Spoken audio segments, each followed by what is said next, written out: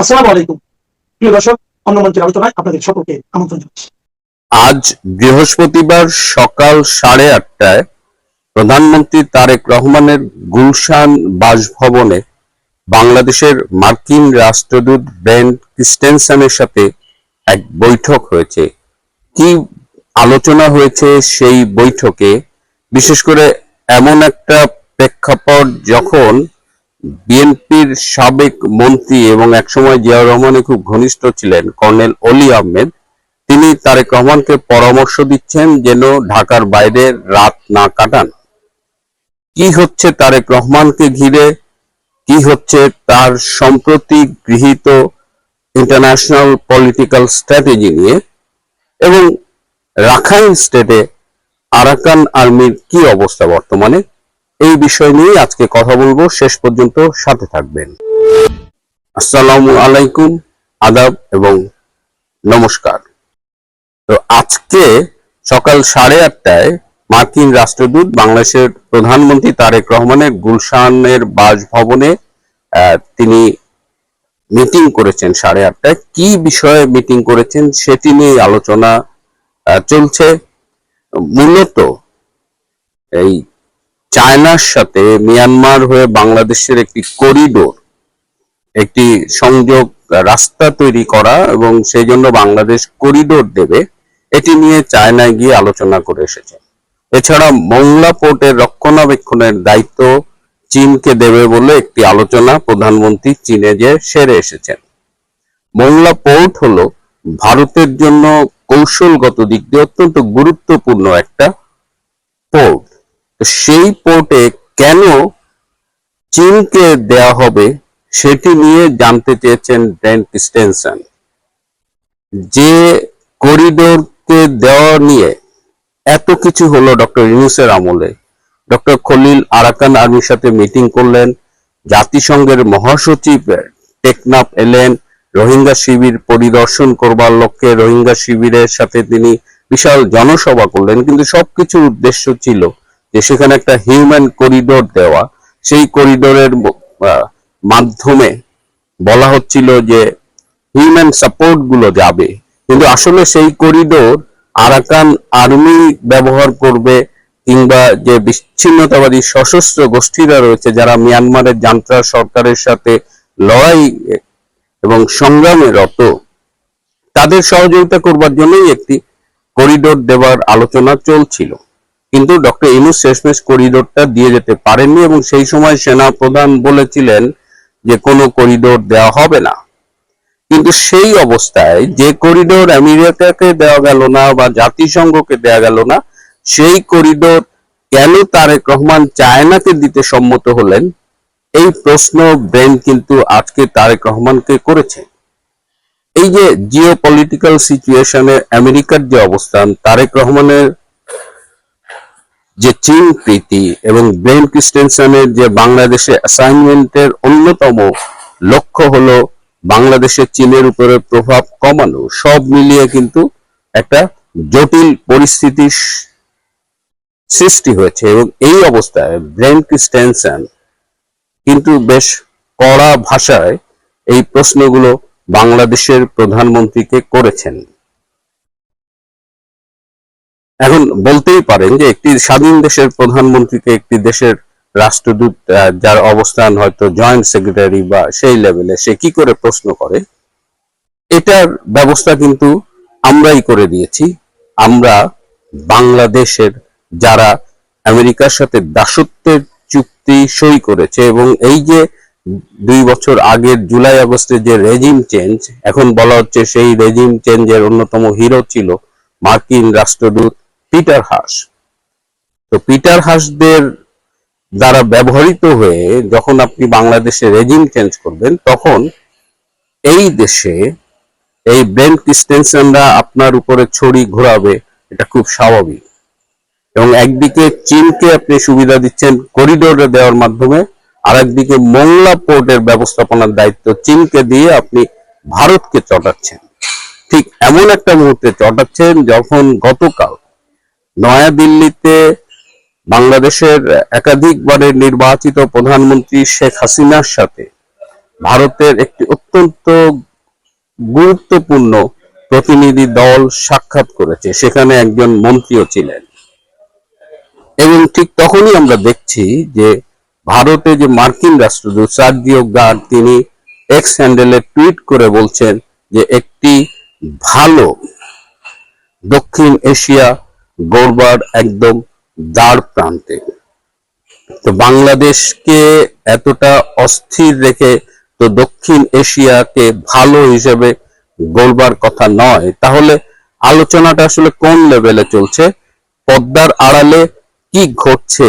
যে সার্জিও গার বলছেন দক্ষিণ এশিয়া, একটা ভালো দক্ষিণ এশিয়া গড়বার দ্বার প্রান্তে, ঠিক একই সময়ে ভারতের উচ্চ প্রতিনিধি দল শেখ হাসিনার সাথে দেখা করছেন এবং বাংলাদেশের তারেক রহমানের উপরে একটি প্রেশার তৈরি করা হচ্ছে তার এই চায়নার প্রতি প্রীতি বা যে চায়নার প্রতি যে দহরম মহরম সেটার কারণে। এবং ঠিক এই সময়ে আমরা ডক্টর খলিলকে কিন্তু ঠিকমতো দেখছি না। যত জটিলতা, যত মারপ্যাচ, এগুলো কিন্তু খলিলের মাধ্যমেই বাঁধানো হয়েছে। খলিল আমেরিকার হয়ে খেলছে, আবার তিনি চীনে গিয়ে তারেক রহমানের সাথে চীনের সম্পর্ক নিয়ে কাজ করছে। অর্থাৎ অনেকেই এখন বিএনপির বিশেষ করে সিনিয়র নেতৃবৃন্দ ডক্টর খলিলের উপরে ভীষণ ক্ষুব্ধ। তারা মনে করছেন যে ডক্টর খলিল তারেক রহমান এবং বর্তমান সরকারকে বিপদে ফেলছে। তার মানে দক্ষিণ এশিয়ার জিওপলিটিক্যাল সিচুয়েশন, যে রেজিম চেঞ্জে বলা হয় যে আমেরিকার হাত ছিল, সেই জায়গা থেকে কিন্তু এখন পরিস্থিতি বদলে গেছে। এখন ভারত, আমেরিকা, বাংলাদেশের বিভিন্ন স্টেক হোল্ডার্স, তাদের মধ্যে আলোচনা চলছে এবং এই আলোচনার একটাই লক্ষ্য যে সবাই মিলে এইখানে কি করে মার্কিন ভারতের স্বার্থ সংরক্ষণ করে একটা নতুন বন্দোবস্ত করা যায়, সেই আলোচনায় চলছে। তারেক রহমানকে ঢাকার বাইরে রাত না কাটানোর জন্য পরামর্শ দিয়েছেন কর্নেল অলি আহমেদ, যিনি জিয়াউর রহমানের খুব ঘনিষ্ঠ ছিলেন। তিনি বলছেন যে তিনি জিয়াউর রহমানকেও বলেছিলেন যে রাতে যেন ঢাকার বাইরে না কাটায়। কেন হঠাৎ করে তারেক রহমানের এই নিরাপত্তা হুমকি? এবং আমরা দেখেছি যে তারেক রহমানের নিরাপত্তা সম্পত্তি বাড়ানো হয়েছে। তিনি গতকালও তার প্রতিরক্ষা উপদেষ্টা ডক্টর ব্রিগেডিয়ার অবসরপ্রাপ্ত শামসুল ইসলামের সাথে মিটিং করেছেন। অর্থাৎ তারেক রহমানের নিরাপত্তার ঝুঁকি একটা বাস্তবতা এবং তিনি যেভাবে সাপের লেজ দিয়ে কান চুলকাচ্ছেন, একদিকে মার্কিন ভারতের আশীর্বাদে ক্ষমতাসীন হয়েছেন, আবার তাদের স্বার্থের বিপক্ষে গিয়ে চীনের সাথে রাজনীতি করছেন, যেটা চীন, পাকিস্তান, তুরস্ক, এটা তার হলো জন্মের রাজনীতি, পুরনো রাজনীতি। তো এই যে পরস্পর বিপরীতমুখী দুটো শক্তির মাঝখানে তিনি নিজেকে দাঁড় করাচ্ছেন, সেখানে তার নিরাপত্তা বিঘ্নিত হবে, এটা কিন্তু অবাক হবার কিছু নয়। এদিকে আরাকান আর্মি তারা লড়াই করছে রাখাইন স্টেটে এবং সেখানে দেখা যাচ্ছে যে আজকে সকালে ব্যাপক এয়ার স্ট্রাইক হয়েছে এবং ৭২ জন আরাকান আর্মির সৈনিক নিহত হয়েছেন। তার মানে ওই ফ্রন্টে কিন্তু লড়াই চলছে এবং মিয়ানমারের জান্তা সরকার ভীষণ অ্যাগ্রেসিভ হয়েছে। আবার আরাকান আর্মিকে দিয়েও তারা, যারা আরাকান আর্মিকে ব্যাক করছে, তারাও চাইছে যে আরাকান আর্মিকে দিয়ে রাখাইন স্টেটে একটা একটু নাম মাত্র হলেও একটা স্টেট ডিক্লেয়ার করা, স্বাধীন ইন্ডিপেন্ডেন্ট একটা স্টেট বা কান্ট্রি ডিক্লেয়ার করা। তো আরাকান আর্মির ওই সাইডে ম্যাসিভ গন্ডগোল চলছে এবং এই সময়ে নাইক্ষণছড়ি সীমান্তে একজন তুরস্কের নাগরিকের লাশ পাওয়া গেছে। ধারণা করা হচ্ছে যে তিনি সম্ভবত আরাকান আর্মিকে ড্রোনের উপরে প্রশিক্ষণ দিতে এসেছিলেন। ওরা আজ এ পর্যন্তই। ভালো থাকবেন, সুস্থ থাকবেন, তার চেয়েও জরুরি হলো নিরাপদে থাকবেন। সবাইকে অনেক ধন্যবাদ। আসসালামু আলাইকুম রহমতুল্লাহি সম্মানিত দর্শক, আজকে যে বিষয়টি নিয়ে আলোচনা করবো, এটা আমার একান্ত একটা, যাকে বলা হয় বিশ্লেষণ শেখ হাসিনার সম্পর্কে। নেগেটিভও না, পজিটিভও না। তাকে নিয়ে তার পক্ষ এবং বিপক্ষের যারা লোকজন রয়েছেন সত্যিকার অর্থে আসলে কি ভাবেন, বা আওয়ামী লীগের পক্ষের লোক এবং বিপক্ষের লোক সত্যিকার অর্থে কি ভাবেন সেই বিষয়টা নিয়ে আমার ব্যক্তিগত অভিজ্ঞতা এই বিষয়গুলো বলার চেষ্টা করব। যেমন তার বিপক্ষের যারা লোকজন, শেখ হাসিনার বিপক্ষের যারা লোকজন, তারা তাকে যতটা সম্ভব ছোট করা যায়, তার ব্যক্তিগত চরিত্র, তার যে বংশমর্যাদা, লেখাপড়া, তার পরিবার, তার ছেলে মেয়ে, তার স্বামী, তার সংসার, সবকিছুর মধ্যেই তারা বড় বড় কলঙ্ক খুঁজে বেড়ায়। আপনাদের মনে আছে যে আওয়ামী লীগের সভানেত্রী তার বিরুদ্ধে একেবারে বলতে গেলে রাষ্ট্রীয় প্রণোদনা দিয়ে একটা বই বের হয়েছিল, আমার ফাঁসি চাই, মতিউর রহমান রেন্টু। দুর্ভাগ্যজনক হলেও সত্য যে আমি বইটি পড়িনি এবং আমার আগামী প্রজন্মেও আসলে এই ধরনের নেতিবাচক জিনিস পড়ার কোনো আগ্রহ নেই। মূল কারণ হলো যারা মানে যে কোনো প্রয়োজনে আপনার সঙ্গে থাকবে আর প্রয়োজন শেষ হয়ে গেলে আপনার বদনাম করবে অন্য জায়গাতে গিয়ে, এই মানুষগুলো জাহান্নামের কীট। দ্বিতীয়ত হলো যে আপনার স্ত্রী হোক, আপনার সন্তান হোক, আপনার বন্ধু হোক, বান্ধব হোক, আপনার গোপন কথাগুলো, ব্যক্তিগত কথাগুলো, সেটা সত্য হোক মিথ্যা হোক, যখন আপনার শত্রুদের হাতে তুলে দেয়, কিয়ামত পর্যন্ত এই ধরনের মানুষের, যাকে বলা হয়, উপরে আল্লাহ লানত। তো কাজে সেই যে মতিউর রহমান রেন্টু আমার ফাঁসি চাই লিখে গিয়েছে, একটা সময় শেখ হাসিনার সঙ্গে তার ঘনিষ্ঠতা ছিল, স্নেহ ছিল, ভালোবাসা ছিল। কিন্তু এই মানুষটি যখন এই বিষয়গুলো তার শেখ হাসিনার প্রতিপক্ষের হাতে তুলে দিয়েছে, সেটা যাই থাকুক না কেন ওটা নিয়ে আগ্রহ থাকা মানে এক ধরনের অপরাধ। মানে আমার এই ধরনের অপরাধ ছিল না। আপনি ধরুন বেগম জিয়ার সঙ্গে তো অনেকের সম্পর্ক ভালো ছিল, তারপর শেষে সাইফুর রহমান সাহেব বলেন, তারপর বিএনপি অন্তত 1 ডজন নেতা আছেন যাদেরকে তিনি স্নেহ করতেন, ভালোবাসতেন, শ্রদ্ধা করতেন। এখন অনেক সময় অনেক কথা তিনি হয়তো বলেছেন, সেটি ইতিবাচক নেতিবাচক, একান্ত ব্যক্তিগত হোক, কখনো হাস্যচ্ছলে। এখন সেই কথাগুলো যদি সেই লোকগুলো আওয়ামী লীগের হাতে তুলে দেয়, কোনো অবস্থাতেই সেই লোকগুলো ভালো মানুষ নয়, এটা হলো স্বাভাবিক। এরকম শেখ হাসিনাকে নিয়ে তার প্রতিপক্ষের যে চিন্তা চেতনা, তার ঠিক রিভার্স চিন্তা চেতনা হলো আওয়ামী লীগের বেশিরভাগ নেতাকর্মী। কিছু মানুষ আছে তাকে অন্ধের মতো ভালোবাসেন আওয়ামী লীগের, কিছু মানুষ আছে অভিমান করেন যে আমাকে কেন অমুকের চাইতে বেশি ভালোবাসে না, বা আমাকে কেন অমুকের চাইতে শেখ হাসিনা কম ভালোবাসেন, এটার একটা শ্রেণী আছে। কিছু মানুষ আছে তার দ্বারা সরাসরি উপকার পেয়েছেন, তারা ওই 1 বার 2 বার 3 বার উপকার পেয়েছেন, তার প্রতি কৃতজ্ঞ। কিছু মানুষ আছে যাদের তাকদীর, জীবন শেখ হাসিনা জীবনের সঙ্গে মিলে গেছে। বিশেষ করে এই মুহূর্তে যারা ভারতে আছেন, বিদেশে পালিয়ে আছেন এবং জেলখানাতে আছেন, শেখ হাসিনা আছেন তো তারা আছেন, শেখ হাসিনা নেই, তাদের কোনো অস্তিত্ব নেই। তো এই মানুষগুলো শেখ হাসিনাকে মনে করেন সুপার লেডি এবং তার দ্বারা সবকিছু সম্ভব, এবং সবসময় একটা আশা করেন যে এই লোকগুলো আসলে যদি শেখ হাসিনা কখনো সুযোগ পান বা পাবেন তাহলে তিনি ফিরে আসবেন। এই গেল এক শ্রেণীর লোক। আরেক শ্রেণীর লোক আছেন, মানে আমি নিজে দেখেছি, তারা খুবই জ্ঞানী, গুণী, বুদ্ধিমান। তারা মনে করেন যে শেখ হাসিনার ভিতরে কিছু অলৌকিক ক্ষমতা আছে। এখন সেই অলৌকিক ক্ষমতা কেন আছে, কিভাবে আছে, তারা বলতে পারেন, কিন্তু অনেক বড় বড় মানুষের মুখে আমি শুনেছি এবং তারা বিশ্বাস করেন। এই যে সংসদে আবু সাইদ স্বপন নামের একজন সংসদ সদস্য, তিনি হুইপ ছিলেন, তো তিনি একবার বললেন যে শেখ হাসিনাকে হজরত ডাকা উচিত। হজরত মানে জনাব, আরবি একটা শব্দ, সম্মানজনক একটা শব্দ।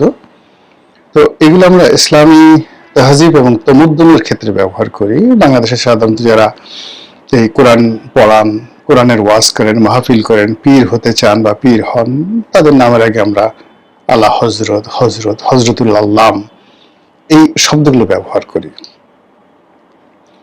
তো বা আল্লামা শব্দটি ব্যবহার করি। তো ঠিক সেই দিক থেকে বলতে গেলে আবু সাইদ স্বপন তাকে যে হজরত বলার চেষ্টা করছেন, সেটা হলো তিনি আধ্যাত্মিকভাবে এরকম একটা পর্যায়ে চলে এসেছেন। এখন আমরা বাইরে সবাই খুব ঠাট্টা করেছি, মস্কারা করেছি, স্যা স্যা স্যা, এটা কি ধরনের দালালি, তেলের একটা সীমাবদ্ধ আছে। কিন্তু আপনি যদি আবু সাইদ স্বপনের বুকের মধ্যে একেবারে স্টেথোস্কোপ লাগিয়ে দেখেন, তাহলে দেখবেন যে ওর অন্তর থেকে এই কথাটা বলেছেন। মানে উনি ওনার অন্তর থেকে এই কথা বলেছেন।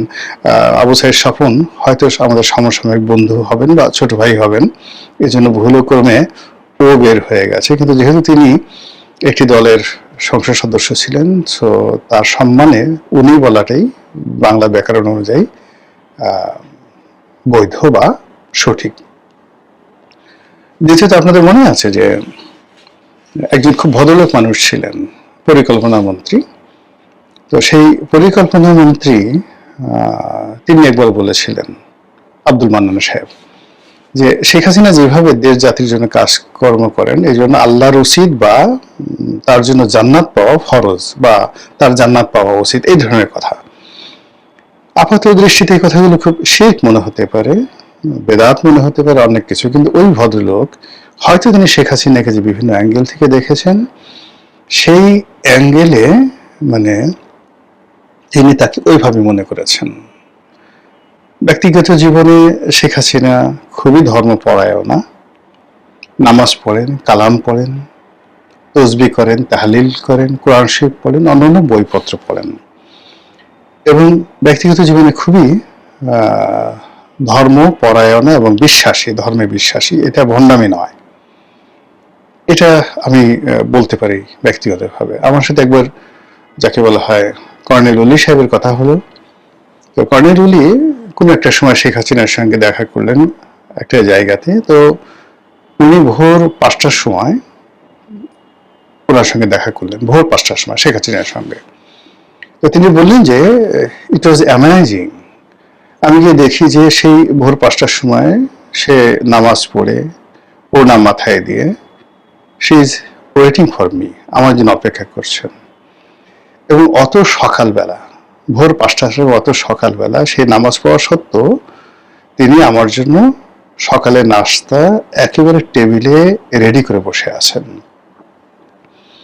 তো এই যে তার যে মানবিক গুণাবলী, তার দ্বারা অনেক ক্ষতিগ্রস্ত হয়েছেন কর্নেল অলি, কিন্তু তার এই মানবিক গুণাবলী তিনি বলতে পারেন না।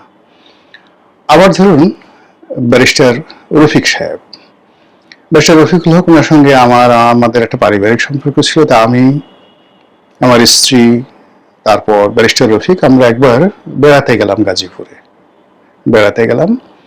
তো এবং বেড়াতে বেড়াতে একটা সময় আমরা হুমায়ুন আহমেদের যে বাড়ি, সেই বাড়িতেও গেলাম। তো ওখানে উনি আমাদের জন্য ওনার বাসা থেকে খাবার নিয়ে গিয়েছিলেন। সেই খাবার ওনার লোকজন পরিবেশন করলেন। উনি কথা প্রসঙ্গে বললেন যে রনি দেখো, আমার সাথে তো দুই নেত্রীরই সম্পর্ক ভালো ছিল। তো দুটো অনুষ্ঠানে গিয়েছি। তো বেগম জিয়ার অনুষ্ঠানে যখন যেতাম, সব লোকজন সেই উনি কখনো খেয়ালও করতেন না যে আমি এসেছি বা আসিনি। সবাই বলেন যাও যাও যাও বা যান যান যান, ও একটু সালাম দিয়ে আসেন। তো লোকজনের জোরাজোরিতে আমাকে হয়তো, আমি সামনে গেলাম, গিয়ে তাকে একটা সালাম দিলাম, তিনি ওই দূর থেকে বসে সালাম দিলেন, আমি চলে আসলাম। অন্যদিকে শেখ হাসিনা, সে আমাকে গালাগালি করবে, খোঁটা দিবে, সবকিছু করবে। কিন্তু শেখ হাসিনার অনুষ্ঠানে যদি আমি কখনো যাই, সে মঞ্চ থেকে নেমে আসবে, তারপর আমার হাতটা ধরবে, আমার সঙ্গে কথা বলবে, কথা বলে তারপরে তার লোকজনকে বলবে যে উনি যাচ্ছেন, গাড়ি পর্যন্ত আগায় দিয়ে আসো। এখন এটা তো বাঙালির যে এই যে কালচার, এই যে কার্টিসি, এটা তো আমি ভুলতে পারছি না। ফলে সে যা কিছু করে, গালাগালি করে, কিন্তু শেখ হাসিনার এই কার্টিসি আমি বলতে পারছি না। তো এটা হলো ব্যারিস্টার রফিকুল হকের কথা, কর্নেল অলির কথা বললাম। এইভাবে আরো অনেকের মানে ব্যক্তিগত জীবনের অনেক স্মৃতি আছে। আমি যেমন একবার মানে খুবই বিশ্রী একটা অবস্থার মধ্যে পড়ে গেলাম নতুন এমপি হওয়ার পরে। সেটা হলো আমার এলাকাতে 2009 সালে হেলিকপ্টার যাবে। এখন সেই গ্রামের যারা লোকজন, তো পটুয়াখালীতে গলাচিপাতে সিডর বা আইলা এরকম কিছু একটা হলো 2009 সালে। এখন প্রচন্ড আইলা, তো ঢাকা থেকে জাহাঙ্গীর কবির নানক, তারপরে সেই যাকে বলা হয় খাদ্যমন্ত্রী রাজ্জাক সাহেব, তার সবাই যাবেন রাঙ্গাবালি, মানে সাবেক মন্ত্রী মাহবুব রহমান সাহেবের এলাকাতে, আর গলাচিপাতে যাবেন না। এখন গলাচিপার লোকজন, সাধারণ নেতা কর্মীরা, ভাই এটা কি হলো, আপনার কি কোনো দাম নাই, আপনার কি কোনো পত্তা নাই, আপনি যদি মন্ত্রীরা আসলো তারা যদি সেই হেলিকপ্টার যদি গলাচিপাতে নামে তাহলে আমাদের কোনো মুখ থাকে? আমরা আপনার দল করি, এই সরাসরি রাঙ্গাবালি যাবে, খেপুপোলা যাবে, মাহবুব মিয়ার যাকে বলা হয় দাম বেড়ে যাবে। তো আমার আসলে এমন অবস্থা হয়ে গেল যে আমি নিজেও কনফিউজড হয়ে গেলাম। তো তখন আমি রাজাক সাহেবকে টেলিফোন করলাম, খাদ্যমন্ত্রী। তিনি বললো যে রনি, এটা তো আমার আসলে কিছু করার নেই। এই কারণ হলো যে এই হেলিকপ্টার যায় সিভিল এভিয়েশনের প্রোগ্রাম করা থাকে এবং এটা আর্মির হেলিকপ্টার, ওরা সবকিছুই নিয়ন্ত্রণ ওইভাবে করে দেয়। তা আমি তখন সেই রাত্রি 10টার দিকে তখন যমুনাতে শেখ হাসিনা থাকেন, সোজা তার কাছে চলে এলাম। দেখি উনি নরমে বসে, অনেক ভিজিটার আছে, আমি গেলাম, তো হেসে দিলাম, এমপি সাহেব কি খবর? তার মানে আপা এই ঘটনা। তো সে হেসে দিলেন, হেসে দিয়ে বললেন কোনো অসুবিধা নেই, রাজ্জাককে বলো যেভাবে হেলিকপ্টার আগে গলাচিপা যাবে তারপর অন্য জায়গায় যাবে। এখন খুব ছোট্ট একটা বিষয়, কিন্তু সেভাবে হয়েছিল সেই ঘটনা আর কি। তো রাতে 10টার সময় আমি আসলাম খুব খুশিতে হয়ে, সেই প্রচন্ড মানে যাকে বলা হয় ঝড় বৃষ্টির মধ্যে আমার যে মানসিক অবস্থা, এটা আমি কখনো ভুলতে পারবো না। এনিওয়ে, এইভাবে যারা শেখ হাসিনার কাছের লোক তারা মনে করেন যে শেখ হাসিনার এরকম কতগুলো অলৌকিক গুণ আছে। শেখ হাসিনা নিজেও মনে করেন, তিনি নিজেও মনে করেন যে তার ভিতরে কতগুলো অলৌকিক ক্ষমতা রয়েছে এবং আল্লাহ রাব্বুল আলামিন তাকে, যেমন আপনি দেখেন প্রায় সে বক্তব্য বলে যে আমার তো আসলে গণভবনে মরে যাওয়ার কথা, I was used to die। অথবা তিনি মনে করেন যে 21 আগস্টে তার উপর যেভাবে গ্রেনেড হামলা হয়েছিল তার মরে যাওয়ার কথা। তারপর চট্টগ্রাম এরশাদ আমলে যেভাবে তার জনসভাতে গুলি চালানো হয়েছিল তার মরে যাওয়ার কথা।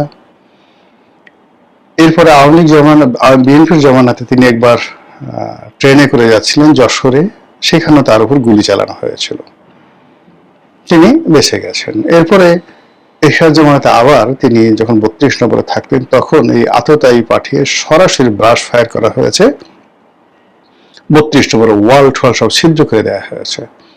তো তিনি মনে করেন যে এই যে বারবার তার উপর যে আক্রমণ হয়েছে তারপর তিনি বেঁচে আছেন, এর মধ্যে কিছু অলৌকিকত্ব আছে এবং আল্লাহ রাব্বুল আলামিন তাকে দিয়ে কিছু কাজ করাতে চান। আর এই যে ঝক্কি ঝামেলাগুলো আসছে এতে তার সাহস বাড়ছে, তার শক্তি বাড়ছে এবং তিনি নিজেই একাধিকবার আমাদেরকে বলেছেন যে যখনই একটা বিপত্তি আসে আমি ভেঙে পড়ি, 1 দিন 2 দিন 3 দিন, এরপর যখন আমি জেগে উঠি তখন আমার শক্তিমত্তা 2 গুণ 3 গুণ 4 গুণ হয়ে যায়। উনি বলতেছিলেন 2009 সালে প্রথম যে 9th পার্লামেন্ট হলো, 9ম পার্লামেন্টের প্রথম বৈঠকে উনি বলতেছিলেন যে আমি যখন জেলে ছিলাম 11-এর সময়, বলে বিশ্বাস করুন আমার মনে হতো আজকে আমার জীবনের শেষ দিন, আমি বোধহয় আর বাঁচবো না, নিঃশ্বাস বন্ধ হয়ে যেত, হতাশ ছিলাম এবং বাইরের যে অবস্থা, যে ভীতি ছড়িয়ে পড়েছে, কোনোদিন আওয়ামী লীগ দাঁড়াবে, অর্গানাইজ হবে, এটা আমি কখনো স্বপ্নেও কল্পনা করিনি। কিন্তু আল্লাহর কি মহিমা যে এই যে একটা ব্রুট মেজরিটি নিয়ে আমি এই 2 বছরের মাথায় 1.5 বছরের মাথায় আবার ক্ষমতায় এলাম। এ আল্লাহ কি না পারেন, এ আল্লাহ কি না পারেন, এই কথা বলে সবার সামনে তিনি নিজের কপাল থাপড়াতে শুরু করলেন যে আল্লাহ কি না পারেন। কাজেই আমি কিছু কাজ করব যেটা আমার মন থেকে আসে, মনে যে কাজগুলো আসে, যে কাজগুলো করা উচিত, আমি কারো দিকে তাকাবো না, কে কি বললো, কে কি সমালোচনা করলো, এটা না, আমার মন থেকে, যেটাকে আমরা বলি এলহাম, আমার মন থেকে যে কাজগুলো আসে, ভালো কাজগুলো, সেই কাজগুলো আমি করব।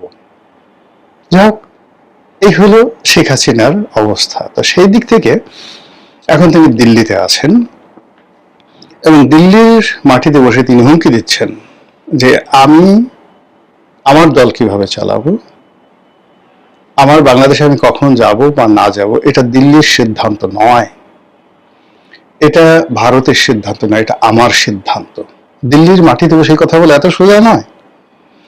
যেখানে আমরা বাংলাদেশে বসে একজন রাষ্ট্রদূতের সঙ্গে আমাদের প্রধানমন্ত্রী করমর্দন করে ছবি তুলে সেটা আবার ফেসবুকে দিতে আমরা স্বাচ্ছন্দ্য বোধ করি, সেখানে শেখ হাসিনা আমেরিকার পররাষ্ট্রমন্ত্রীকে অ্যালাউ করতেন না তার সাথে দেখা করার জন্য।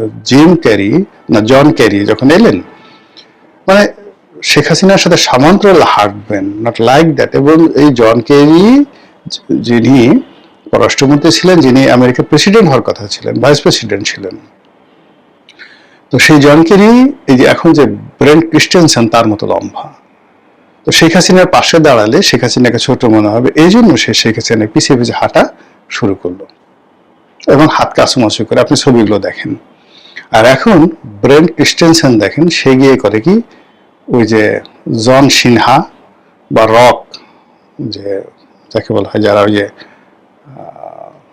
কুস্তি লড়ে, তারা যেভাবে সিনা উঁচু করে প্রতিপক্ষের সামনে যায়, সেইভাবে সিনা উঁচু করে সে সংসদ ভবনে deputy speaker Kaiser Kamal, barrister Kaiser Kamal, পররাষ্ট্রমন্ত্রী খলিলুর রহমান আর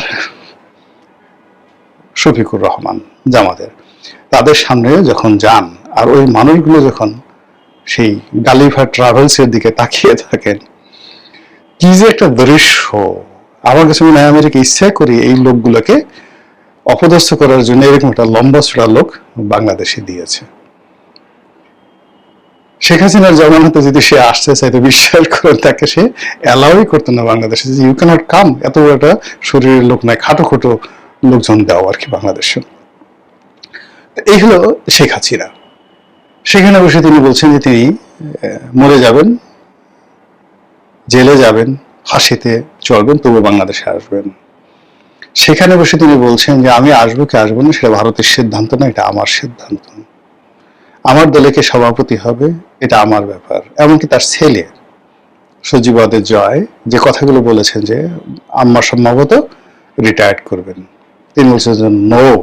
বোঝার চেষ্টা করুন যে এই বয়সে তার ছেলে তাকে নাড়াতে পারছে না, মানে অনেক লেজ মাথা নাড়ায়, মাথায় লেজ নাড়ায়, শেখ হাসিনা এখনো মাথায় হিসেবে আছেন, কোন লেজ এখনো পর্যন্ত তাকে নাড়াতে পারেনি। সেটা ওয়াহিদুল কাদের হোক, সজীব ওয়াজেদ জয় হোক, শেখ হেলাল হোক, শেখ সেলিম হোক, এনিবডি। এই বিপদের সময়ও মানে কেউ বলতে পারছে না যে সব দোষ শেখ হাসিনা, শেখ হাসিনার জন্য আমাদের এই দুরবস্থা।